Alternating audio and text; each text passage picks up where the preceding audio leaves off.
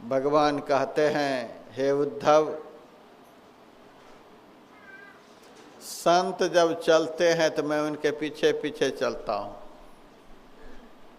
उद्धव जी ने कहा, सारी दुनिया आपके पीछे चलती है और आप संत के पीछे चलते हैं, क्या विशेषता है संत में? भगवान ने कहा, संत के चलने से जो उनके चरणों से धूल उड़ती है, उस धूल का स्पर्श मेरे शरीर से हो जाता है तो मैं पवित्र हो जाता हूँ। संत चरण धूल की ऐसी महिमा। ऐसे संत यहाँ सदैव विराजते हैं। सब लोग अपने माथे के ऊपर देखिए, संत का दर्शन होगा। पूरे सत्संग हॉल में आप लोग देखिएगा, सबके माथे पर संत विराजमान है। सब लोग यहाँ संत की छत्र छाया में है। एक से एक विलक्षण संत। ऐसा मंदिर आपको यहाँ कहीं नहीं मिलेगा। कहीं कोई देवता, कहीं कोई देवता, कहीं कोई देवता। और सत्संग मंदिर के देवता कौन है? संत हैं। संत ऐसे देवता हैं जहाँ सृष्टि के सब देवता उनके सामने हाथ जोड़े खड़े रहते हैं। कोटि हैं विष्णु जहाँ कोटि शिव खड़े हैं, कोटि ब्रह्मा था कथे वाणी, कोटि आकाश पाताल फिर कोटि हैं, कोटि ब्रह्मांड सौ कोटि ज्ञानी, कोटि देवी जहाँ खड़ी हैं चेरियाँ, कोटि फन सहसना मरम जानी, दास पलटू कहे बड़े दरबार में, इंद्र हैं कोटि तह भरे पानी।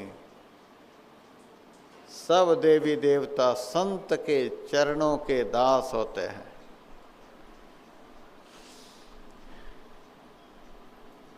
दुनिया में जितना भी मंदिर है, मंदिर के जो देवता हैं, उस देवता के मुखारविंद के सामने लोग आरती उतारते हैं। ओम जय जगदीश हरे कर्पूर गौरम करुणावतारम। और भी देवताओं की आरती लोग करते हैं। मुखारविंद के सामने आरती की थाल को घुमाते हैं। सभी देवी देवताओं के, सभी अवतारों के, सभी अवतारियों के मुखारविंद के सामने आरती उतारी जाती है। लेकिन संत ही एक ऐसे देवता हैं जिनके चरणों की आरती होती है।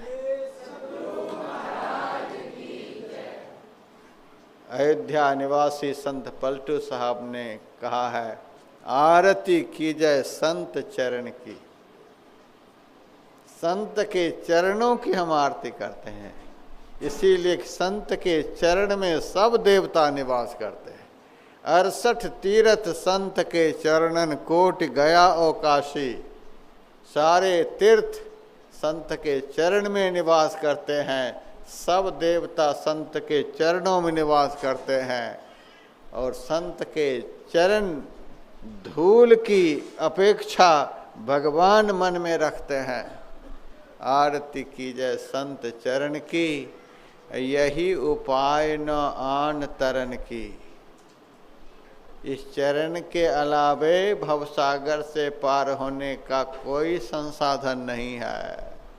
कितना भी कोई हाथ पैर मार लो, संत चरण का आश्रय लिए बगैर भवसागर से कोई पार हो ही नहीं सकता है। कितना भी कोई ज्ञान की डफली क्यों न बजाए, संत चरण का आश्रय लिए बगैर कोई भवसागर से पार हो नहीं सकता। गुरु चरणाम्बुज निर्भर भक्त, संसाराद चिराद भवमुक्त, सेन्द्रिय मानस नियमा देवं, द्रक्षसि निज हृदय स्थन देवं। गुरु के चरणार विंद का सेवन किए बगैर हृदय में स्थित परमात्मा का कोई दर्शन नहीं कर सकता है। सब देवता यहाँ निवास करते हैं। तुलसीदास जी महाराज ने तो यहाँ तक लिखा, भवसागर की नाव शुद्ध संतन के चरण। संत का जो चरण है देखने में तो हम लोगों की तरह ही लगता है, लेकिन तुलसीदास जी कहते हैं वह चरण चरण नहीं है, भवसागर में पड़े हुए लोगों के लिए वह नाव है, संत चरण है, वो तरन की भवसागर दुखदाई। संत का चरण नाव है। अभी आप लोग कहाँ बैठे हैं? एक तो यह कह सकते हैं सत्संग मंदिर में बैठे हैं, लेकिन अभी प्रसंग के अनुसार मैं यह कह सकता हूँ अभी आप लोग नाव में बैठे हुए हैं। संत के चरण का आश्रय लेकर आप लोग बैठे हुए हैं। जिन्होंने संत के चरण का आश्रय ले लिया वह कभी डूबेगा नहीं, देर सवेर भवसागर से जरूर पार होगा। भवसागर की नाव शुद्ध संतन के चरण। महाकल युग चल रहा है, इसीलिए तुलसीदास जी महाराज को शुद्ध शब्द का प्रयोग करना पड़ा। शुद्ध संतन के चरण। इससे सिद्ध होता है कि अशुद्ध संत भी होते हैं। अशुद्ध संत कौन? जो बोर्ड लगा लिए हैं। आप जाएं बड़े बड़े तीर्थों में, सब जगह बोर्ड, और टाइटल का तो भरमार लगा हुआ होता है। इतने टाइटल जुड़े हुए होते हैं, ब्रह्मर्षि, महर्षि, देवर्षि, राजर्षि, वेदांताचार्य, व्याकरणाचार्य, कौन कौन चार्य, इतना उसमें लगा हुआ होता है। मंडलेश्वर, महामंडलेश्वर, आचार्य महामंडलेश्वर, क्या क्या लिखा हुआ होता है। और उनके आश्रमों में उनके पास जाकर के जब देखेंगे तो श्रद्धा नहीं जमेगी, श्रद्धा नहीं जमता है। हम लोगों का तो कहीं जाने का मन ही नहीं करता, श्रद्धा नहीं जमती है। इतनी ठगी, इतना सब कुछ हो रहा है, हम कह नहीं सकते। आप लोगों के घर में उतना नहीं होता होगा जितना वहाँ हो रहा है। एक ठेकेदार मेरे पास हरिद्वार आया था, जो बिल्डिंग बनाता है।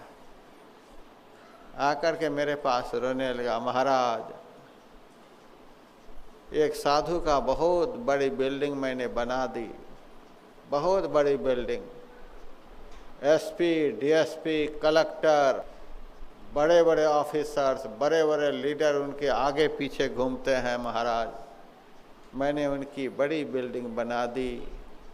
जब फाइनल हो गया, पेमेंट लेने के लिए गया तो हमको एक काली कोठरी में बंद कर दिया और थोड़ी सी आग जला करके मेरा हाथ पर बांध दिया। लगभग 1 किलो सूखी मिर्च उस आग में डाल दिया। उस धुआं के मारे तो लग रहा था अब प्राण निकलेगा, अब प्राण निकलेगा। ऐसी हालत कर दी, मैं मरनासन हो गया। उसके बाद रजिस्टर लेकर के आया और कहा जल्दी जल्दी लिखो कि सारा पेमेंट हो गया। सारा पेमेंट हो गया, लिख। हस्ताक्षर करा लिया, डेट लिखा लिया। आगे पीछे घूम रहे हैं एसपी, डीएसपी, विधायक, सांसद। उनकी ये करतूत है। 99% ऐसी करतूत वाले आज दुनिया में मिलेंगे। बहुदाम समारहि धाम जति, बिस्या हरि लीन रही बिरती। कलयुग का वर्णन तुलसीदास जी रामायण में किया है। तपसी धनवंत, कलयुग में तपस्वी धनवान होंगे, दरिद्र गृही और गृहस्थाश्रमी दरिद्र होते जा रहे हैं। लड़की की शादी है, लड़के की शादी है, घर बनाना है, मकान बनाना है, ये है वो है, दुनिया भर का खर्च है। इनका तो चारों तरफ से खर्च हो रहा है और महाराज जी को चारों तरफ से बारिश हो रही है, बारिश हो रही है। तपसी धनवंत दरिद्र गृही, कलि कौतुक तात न जात कही। ये कलयुग की लीला कुछ कहने में नहीं आती है। अब जा कर के देखिएगा कुंभ में, हम तो कुंभ में शिविर लगाते हैं, आ जाइएगा आप लोग इलाहाबाद।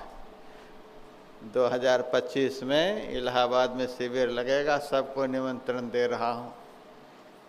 मन करे तो उससे पहले भी हम ध्यान शिविर लगा रहे हैं ओंकारेश्वर में, 17 अक्टूबर से 27 अक्टूबर तक। लेकिन आवेदन देना पड़ेगा कि हम इतने आदमी आ रहे हैं, तब आपकी व्यवस्था करने में हमको सुविधा रहेगी। आप आ सकते हैं, लेकिन वहाँ आइएगा जरूर इलाहाबाद, हम भी शिविर लगाएंगे।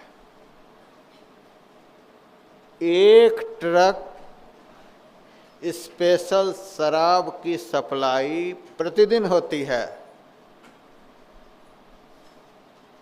1 ट्रक स्टैंडर्ड की शराब की बोतल की सप्लाई प्रतिदिन कुंभ में। 1 ट्रक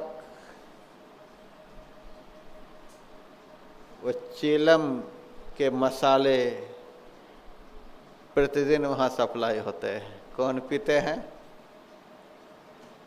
संत महाराज पीते हैं। संत 1 ट्रक शराब प्रतिदिन कुंभ में, चीलम सुल्फा के मसाले प्रतिदिन वहाँ पीते हैं। जाइए, हमारे गुरुदेव के शिष्य तो घंटों ध्यान पर बैठते हैं तो आंखें चढ़ जाती, आंखें लाल हो जाती हैं। दृष्टि योग की क्रिया जब करते हैं तो उनकी आंखें रंग जाती है, और वहाँ देखिएगा चीलम पी पी करके आंखें लाल। बोलने का कुछ तो बोलेंगे कुछ। कुरुक्षेत्र के मैदान में मैंने महाधिवेशन कराया था, बहुत महात्माओं को। अब क्या करें, उसी बीच में रहना है, जीना है तो बुलाना ही पड़ता है। बुलाए थे, सब कोई पी करके गए, कोई चिलम पी करके गए, पी पी करके एकदम तरो ताज़ा होकर के स्टेज पर बैठे। कहा कि बिना पिए महाराज